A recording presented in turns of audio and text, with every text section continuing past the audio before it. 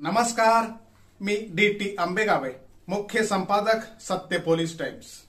सामान्य जनतेचा आवाज बुलंद करण्यासाठी सत्य पोलीस टाइम्स या चॅनेलला आत्ताच सबस्क्राइब करा।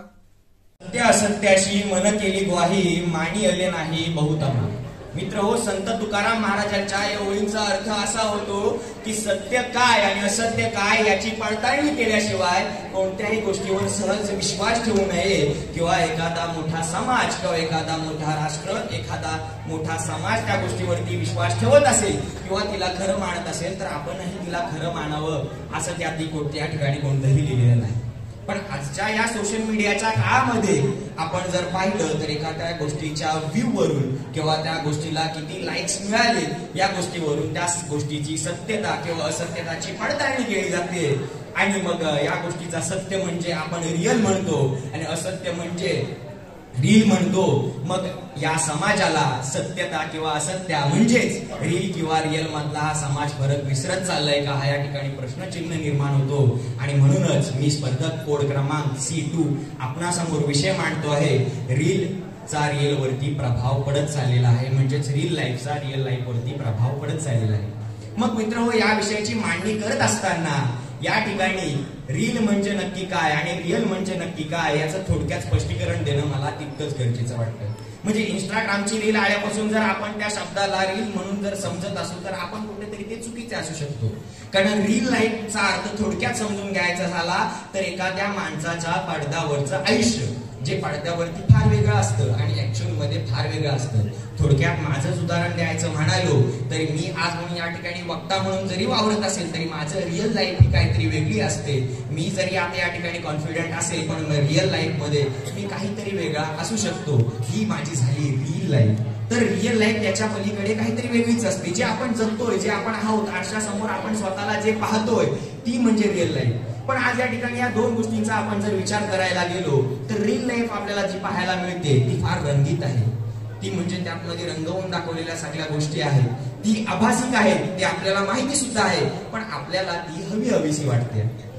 म्हणजे या उलट रिअल लाईफ ज्या ठिकाणी सगळं सत्य आहे, सगळं खरं आपल्याला समजतंय, पण परंतु आपल्याला ते खरं आहे पण ते पचण्यासारखं नाही, म्हणून ती कधी आपल्याला आवडत नाही। या ठिकाणी मित्रांनो, काही वर्षांपूर्वी एक सर्वेक्षण करण्यात आलं होतं। 4वी-5वीच्या मुलांना त्या ठिकाणी प्रश्न विचारण्यात आला, तुम्हाला तुमची आई कशी असावीशी वाटते? त्यावेळी सहजच उत्तर आलं की आम्हाला आमची आई कसोटी जिंदगीतील प्रेरणासारखी असावी वाटते। आमच्याला आमची आई कसोटी जिंदगीतील प्रेरणासारखी व कुमकुम भाग्यामधील कुमकुम सारखी असावीशी वाटते। काही वर्षानंतर पुन्हा हा सर्वेक्षण करण्यात आला। 4वी-5वीच्या मुलांना पुन्हा तोच प्रश्न विचारण्यात आला, तुम्हाला तुमची आई कशी असावीशी वाटते? तर त्या मुलांचं उत्तर होतं, आम्हाला आमची आई ऑफलाईन असावीशी वाटते। मला असं वाटतं की या उदाहरणातून आपल्याला रिअल लाईफ वरती कोणत्या प्रकारे या ठिकाणी परिणाम पडतोय त्याचं या ठिकाणी उत्तर थोडं बऱ्यापैकी मिळाले असेल। 4वी-5वीच्या मुलांचे उत्तर जरी आपल्याला आता हसवणारं वाटत असतं पण त्यांचं गांभीर्य आपल्या लक्षात घेणं मित्रांनो गरजेचं आहे। त्याचा परिणाम हा तुमच्या आमच्यासाठी एकूणच मानवी जीवनासाठी किती घातक आहे हे आपल्याला जाणून घेणं गरजेचं आहे। मित्रांनो, ज्या रील मध्ये आपण गोष्टी पाहतोय त्या रील मध्ये किती भिन्न असतात हे मी आता सांगणाऱ्या पुढच्या उदाहरणावरून कदाचित आपल्याला कळू शकेल। ऑस्ट्रेलियातील ॲडम ब्रिटन नावाचा व्यक्ती या ठिकाणी सोशल मीडियावरती प्राणी मित्र म्हणून प्रचंड व्हायरल झाला होता। पण नंतर काही कालानंतर एक गोष्ट समोर आली की ॲडमने प्राणी मित्र म्हणून किंवा मगरीचा मित्र म्हणून सुद्धा त्याची जगात एक ओळख होती। मग ॲडमवरती ज्यावेळी काहीतरी अभ्यास करण्यात किंवा त्याच्यावरती काहीतरी नोटीस करण्यात आलं की ह्यामध्ये काहीतरी आम्हाला वेगळं वाटतं, त्यावेळी ॲडमवरती ज्यावेळी शोध केला त्या ॲडम असं लक्षात आलं की ॲडमने 2020 ते 2022 दरम्यान जवळपास 42 कुत्री खरेदी केली होती। आणि ॲडमने ह्या चांगल्या कुत्र्यांचा सांभाळ करेन असं त्या वचन त्यांनी त्याच्या मालकाला दिलं होतं। पण ह्या कुत्र्यांचा सांभाळ करण्याऐवजी ॲडमने या 42 कुत्र्यांवरती बलात्कार केले व त्या कुत्र्यांचा जीव घेतला। म्हणजे सोशल मीडियावरती म्हणजेच रिअल लाईफ मध्ये आपल्याला प्राणी मित्र दिसणारा ॲडम रिअल लाईफ मध्ये क्रूर व्यक्ती होता। म्हणजे रिअल लाईफ एखाद्याची रिअल लाईफ पेक्षा किती वेगळं असू शकते या उदाहरणातून मला वाटतं आपल्याला चांगलं कळलं असेल। मित्रांनो, रील काय आणि रिअल काय याची फरक अक्कल करण्याची अक्कल आपल्याला देवाने दिलेली आहे, पण मात्र आपण ती अक्कल त्या ठिकाणी यूज करत नाही। कारण आपल्याला माणसाची प्रवृत्तीप्रमाणे जे आपल्याला सुंदर दिसतं, जे सुंदर आहे, जे सुंदर घडतंय त्याच्याकडे नक्कीच आपण आकर्षित होतो आणि या आकर्षणापोटीच आपण मात्र या ठिकाणी दिवसेंदिवस आपण एका चांगल्या भविष्याकडून लांब होत चाललोय. मित्र, आता या ठिकाणी मी चिंतन करत असताना, सर्व वक्त्यांचे भाषण ऐकत असताना या ठिकाणी एक गोष्ट वारंवार सांगण्यात येते, ती म्हणजे बलात्कार. महिलांचे वाढले या ठिकाणी सुरक्षेचं कारण.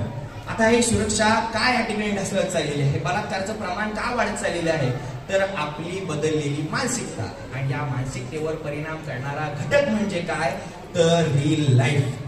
रील लाईफ मध्ये आपण जे पाहतोय ते आपण अंगीकारण्याचा प्रयत्न करतोय. रील लाईफ मध्ये दिसणारा एखादा पैसेवाला माणूस तो तसाच पैसेवाला रिअल लाईफ मध्ये सुद्धा आहे का हे आपल्याला माहितीच नसतं, पण मला सुद्धा त्याच्यासारखं वागायचं आहे. आपण जर समाजात पाहतोय की आयफोनचं वाढलेलं क्रेज, पहिल्यांदा असं होतं की कोणीतरी पैसेवाला असेल तोच तो आयफोन खरेदी करायचा व आपलं या ठिकाणी थोडंसं चौकारीत्व या ठिकाणी मिरवायचा. पण आता जर आपण पाहिलं तर एक वेळेस मी जेवणार नाही, पण माझ्या खिशात आयफोन असणं गरजेचं आहे. याचं कारण एकच की म्हणजे रील लाईफ आपल्यावरती परिणाम करत आहे आणि हे परिणाम या ठिकाणी वाढत चालले आहेत. मित्रांनो, या ठिकाणी आपल्याला वेळी सावध होणं गरजेचं आहे.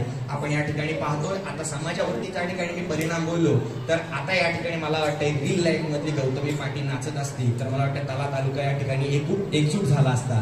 पण कदाचित मनन चिंतनाचे या ठिकाणी विषय आहेत, म्हणून कदाचित आता मोजकेच दर्दी विद्यार्थी, दर्दी प्रेक्षक या ठिकाणी आलेले आहेत आणि हा परिणाम सुद्धा रील लाईफचाच आहे. मला वाटते रील लाईफ आणि रिअल लाईफ मधली फारकत सांगण्यात मी थोडाफार यशस्वी ठरलो असेल, माझा विषय आपल्यापर्यंत पोहोचला असेल अशी अपेक्षा बाळगतो. आणि जाता जाता एवढंच म्हणेन की अभी वक्त है तो क्यों ना संभल लिया जाए, कहानी वही रखे किरदार क्यों ना बदल लिया जाए, ये जो फंसे हैं हम रील और रियल की दुनिया में, क्यों ना इनका अंतर जान के अब खुद को समृद्ध बना लिया जाए. एवढं बोलतो आणि थांबतो. आपल्या सगळ्यांचा निरोप देतो. धन्यवाद. सामान्य जनतेचा बुलंद आवाज, सत्य पोलीस टाइम्स.